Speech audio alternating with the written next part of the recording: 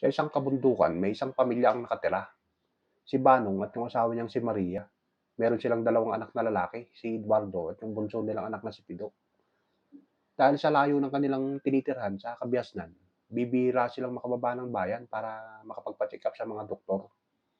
Pero dahil matagal na silang nakatira sa kabundukan, sa bawat magkakasakit sa membro ng pamilya, alam ng kanilang ina na si Maria ang dahilan.